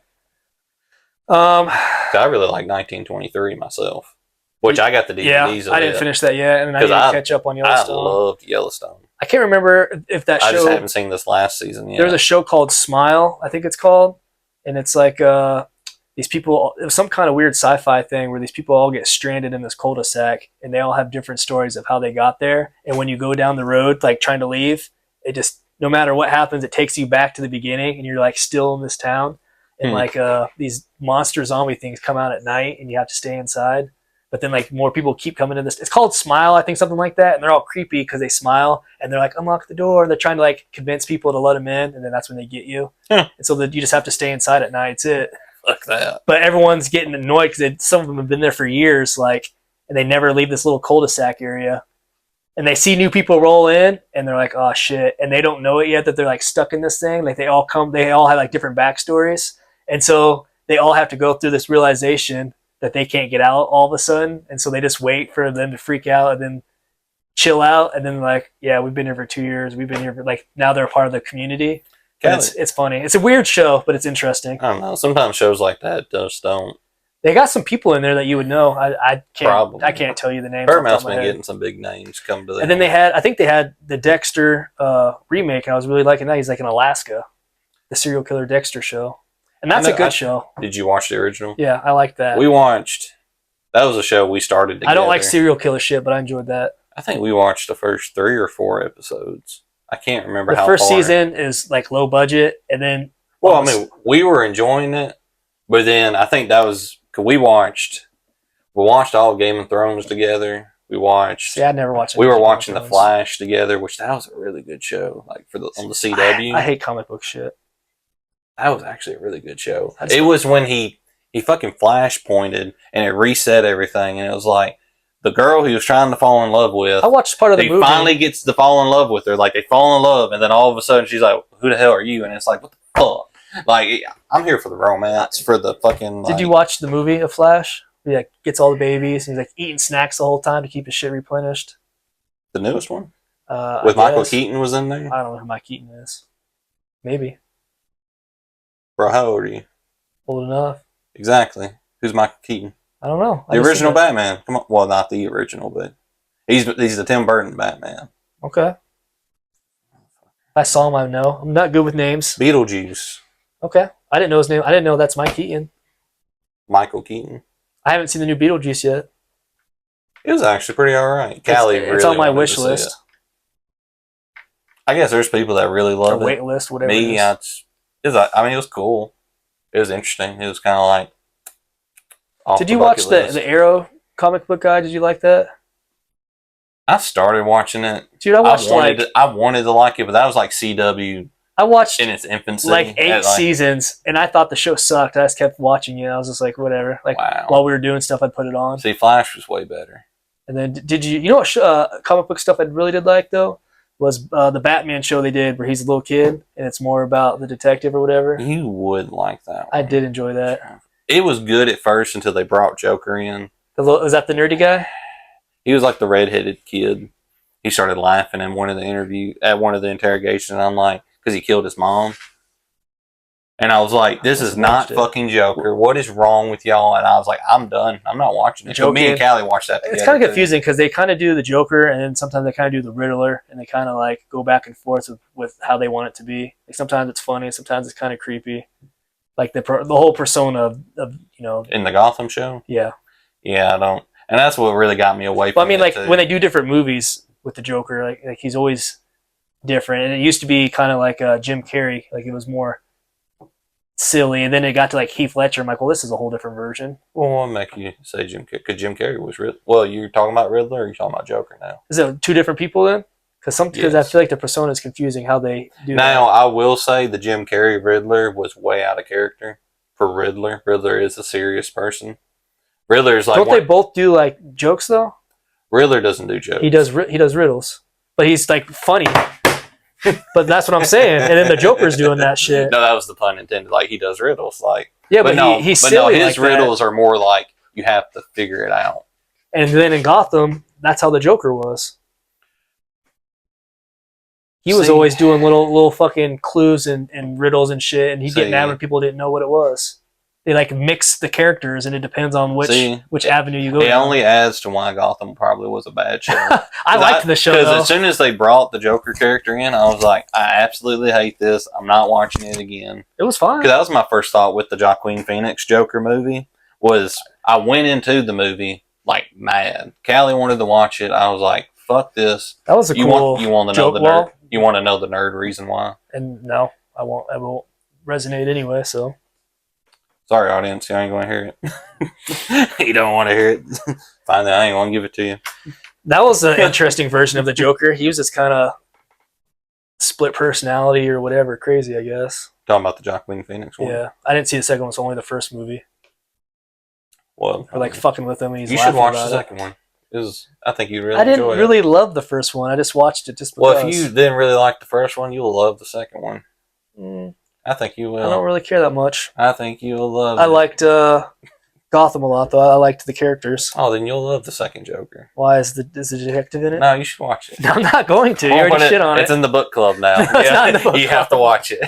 Well, we'll never be able to talk about that book because I'm not going to watch it. But no, I fucking hated that one. I really don't watch a lot of the comic book stuff in general. I haven't watched like any of the Avengers. I have zero interest. But it's funny because I like some of the spin-offs like individually.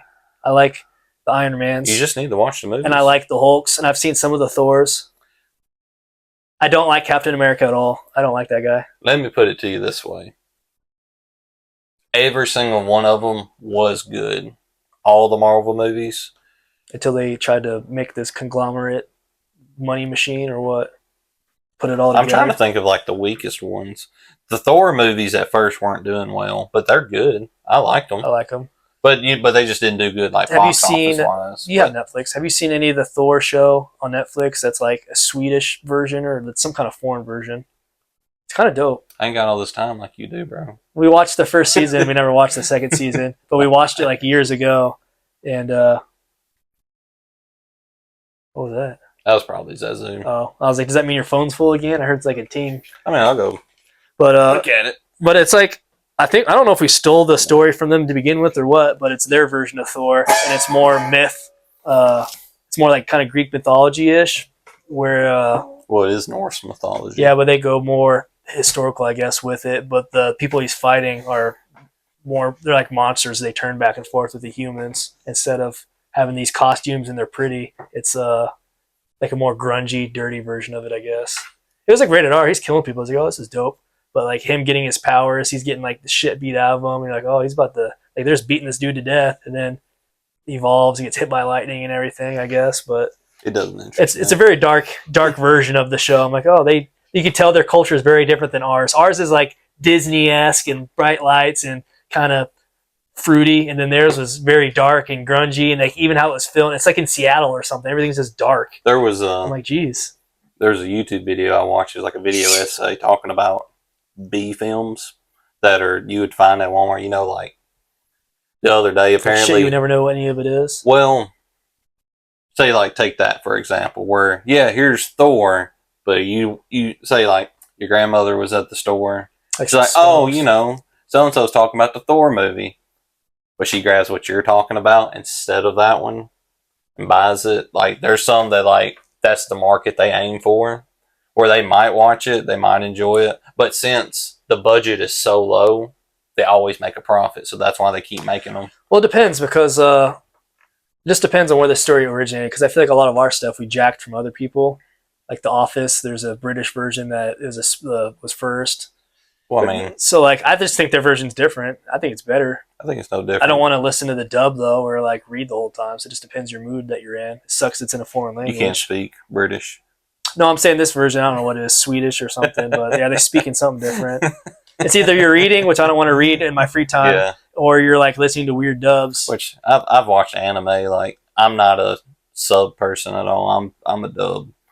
Yeah. Now, I mean, I did watch the entirety of the first. I have to be in the mood. So, I guess is what I'm saying, and I haven't really watched the second season, but I like the first one. Now, I will say, Attack on Titan. I did watch the entirety of it and sub just because it's that fucking good. I've heard people talk about it. Now, it is in dub now.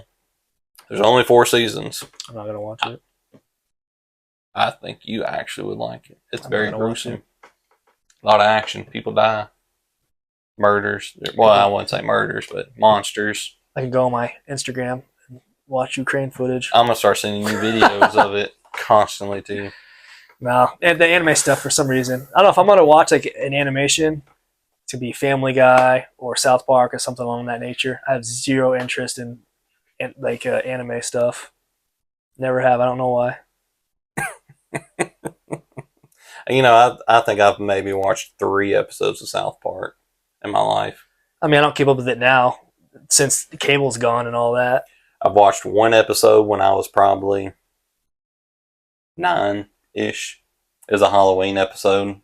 And then I think I saw 2 while I was in college because my roommates always had it on. And I was like, I'll sit in here and watch it with y'all. Did you ever watch that? I know you haven't, but that cartoon show, like Dingleberries or something like that. It's Tosh.0, and they let him have a thing, and it's like a bunch of foresters. It's like at a park. It makes me laugh. It's on Adult Swim. Yeah. My same roommate. I mean, I've worked. He watched a lot of that stuff, so that would be on too. And I'm like, that made me laugh just because I was around foresters, and you probably fish and could relate to some of that stuff being by the lakes and around those types of people. I thought it was funny. I enjoyed it. I don't know. Did you watch Squidbillies? I've seen some of it. I never watched it. I have around somebody that watched it too, I think. That's that. Shout out to Matt Page if you're watching. If you ever watched it. That's some of that short attention span stuff. I'm just like, what is this? That was purely making fun of like hillbilly rednecks. Because to me, it was just like... They like shoot each other with shotguns and some crazy stuff going on? I have no idea. I never watched any of it. I just remember him talking about it in school. This is like in high school every other day. This is the stuff that comes on at like the really weird times at night. Yeah. And you're like half asleep, half watching. You're like, what is going on? You're like, okay, it's for like the night shift people. Yeah, it was like, this can't be healthy if you're conscious to be watching. Which I like Adult Swim to a point. But it gets to a weird time at night, and then it's just all like... Well, that's kind of like the free time. Stuff. Well...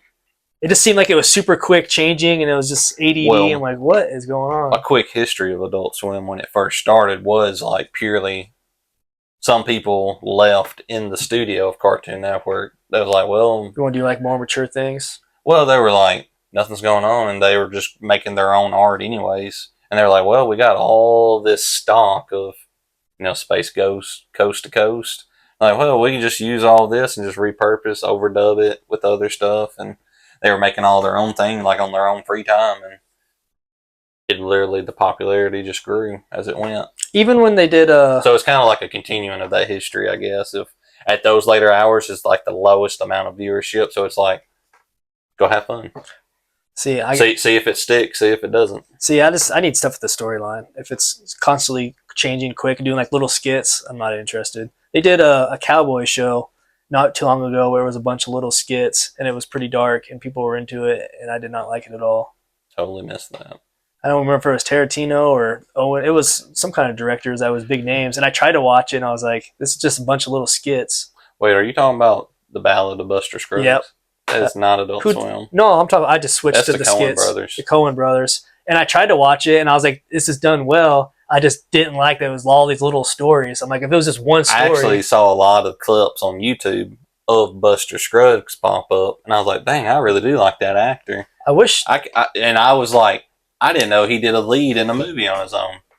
And then we had some friends talk about it, and we were like, hey, we're going to watch that. Me and Callie sat down and watched it, and then, spoiler alert, he dies. And then like it goes to the second like skit, and it was like, wait, hold on, this ain't a whole movie? Yeah. And I think we made it through 4 others. It was one where all of them are in the wagon together. Yeah. That's when we turned it off. We were like, all right, we're done. I didn't like that it was a bunch of skits. If they each would have had like an individual story, all the stories were good. Well, I was just like, there's a word for that. I mean, they're all short stories. Kind of like a book club, there's some books with short, kind of like the Brothers Grimm's. I actually have one of those books where it has all the little stories in it. Like Cinderella ain't that long. Like they made a whole long movie, and I have it in there, and I did read it. It's only like 6 pages. Cinderella? Did you ever hear? It's a lot more gruesome than that animation. Oh, the original version's terrible. They're all cutting pieces of their feet off, trying to make it stick in the... Yeah. That's when you find out a lot of the Disney stories are hijacked from other cultures. That's what I'm talking about with that Thor. Hijacked? We stole them and made them like pretty for monetization and made it a kid's story. The original story is not a kid's story. So you didn't watch the Mary Poppins movie when Disney's trying to make her story into a movie? I'm sure we watched Mary Poppins. No, it's not Mary Poppins. I'm talking about the original the movie about when he's talking to the author and trying to get the movie made because his daughters really love that bedtime is this story. like a Disney? Tom Hanks is the lead. Yeah, we didn't watch that. You should give it a shot. Buddy, the kids get the TV, and then when I get a choice, I watched Havoc. I watched Man Stuff. Look, man. And I still got Fish 1923. There's not a Cop to Yellowstone. There's some other spin-offs on those I haven't watched either. Well, how are you going to tell me to watch them? That's why we made the book club. That's part of the book club. No, you can't add that to the book club. The Tom Hanks Disney movie. Well, then. That's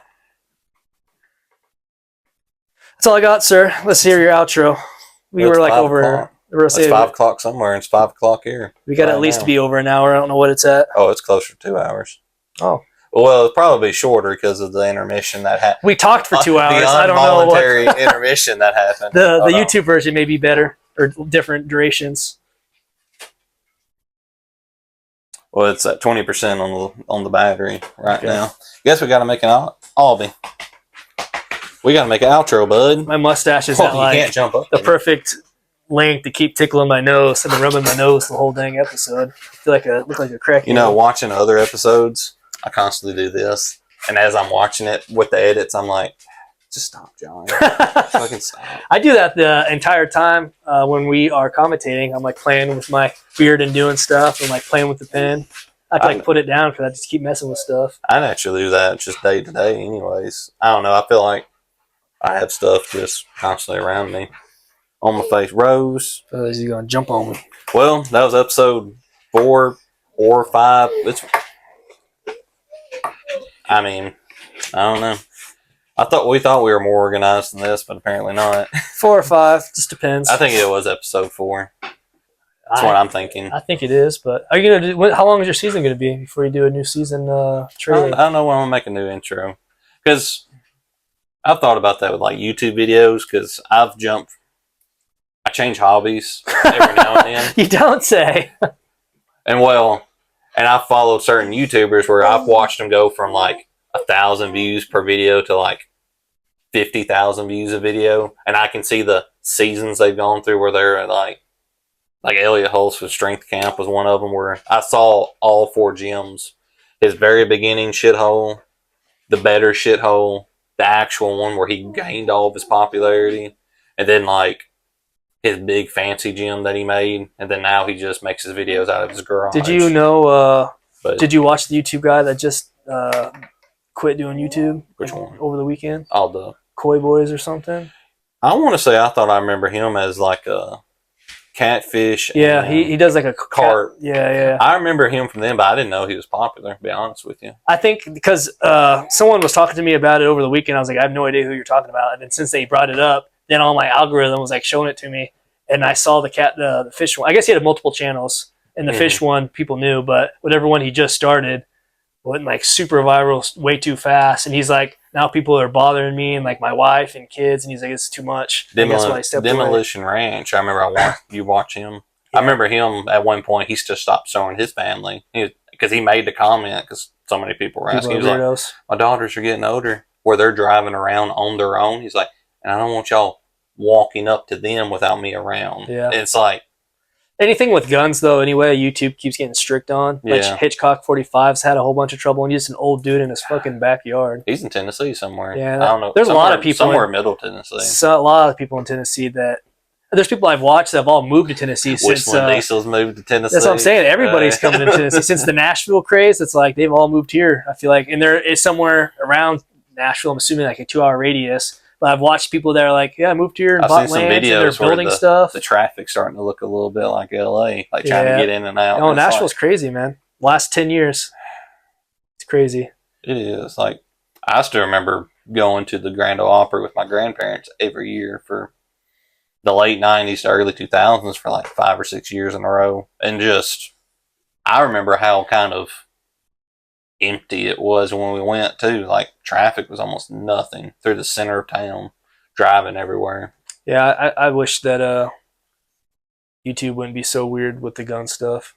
Yeah, that people have to do like weird Patreon and like other video hosting stuff because I watch a lot of Grand Thumb, or I used to, and like people, you can't even do like gun build stuff. It gets flagged, and it's like you're teaching inappropriate things. It's like these are legit questions and tutorials. People have issues with that. I blame Google because they eventually bought YouTube, and I forget which year that was. But Whistling Diesel actually commented on a podcast he was on about, because they asked him how he got so successful, like how his videos do so well.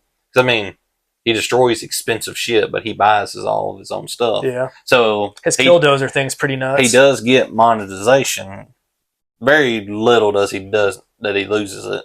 Yeah. And he says his theory, he doesn't actually know the full reason, but he's like, everything I do is like really expensive. I don't cuss in my videos, like they're all edited out.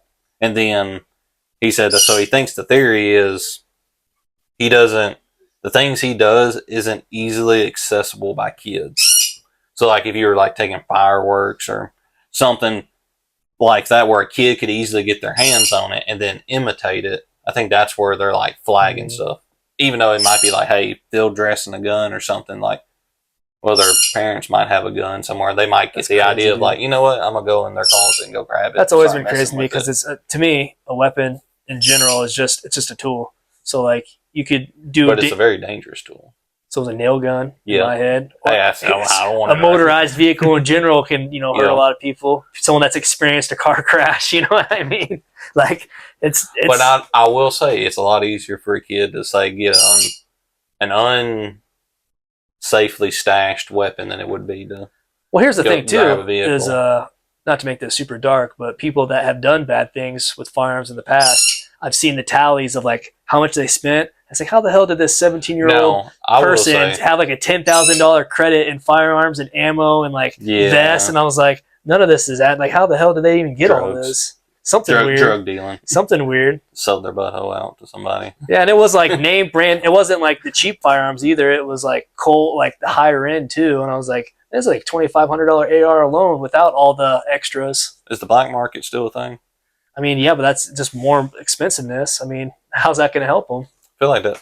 I don't know. I feel like it's supposed to be cheaper than going to the store to get one, but I don't know. I guess it would be more. I guess if you're a felon, you would pay more than it depends. Yeah, shelf price for something because you just can't get your hands on it. But yeah, it kind of depends on what. I'm not part of that world.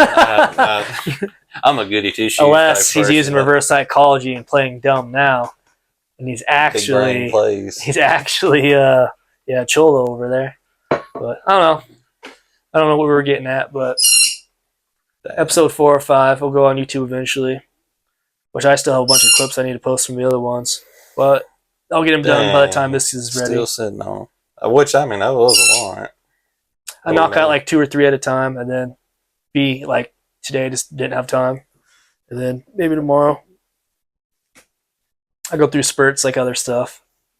I don't know how we should end this one. Your wife ain't home yet. Don't be stealing my move. That was my cut. Don't be stealing my move. That's my move when I go walk up to what's the I don't know how you start one though. What's the opposite of a cut? Like when you start filming. Action. You say action. They have a choppy block thing for that too? You know what that's for? For the editors? Yeah. It's to make it easy. Like edit, just fast forward through all the crap. Yeah. That's why I was like, done. We could do like some cool. That's actually at the beginning of the film when take one and action. So that's right before the action starts. So the editor actually knows, like, all right, this cut of film actually is this take. I gotcha. But yeah, episode 4 or 5. I mean, thank you for watching. If you stuck around this far, made it through the intermission. Like I said, I might do something with the edit. Are you done with us talking? Maybe episode 4. Maybe episode 4.5. 4.5. The intermission. That's right. Hey, that's probably going to be the name. It's the double feature. The double feature. Welcome to the book club. Hey. All right. I just wanted to clap too. Do you want to walk in front and do it again? No.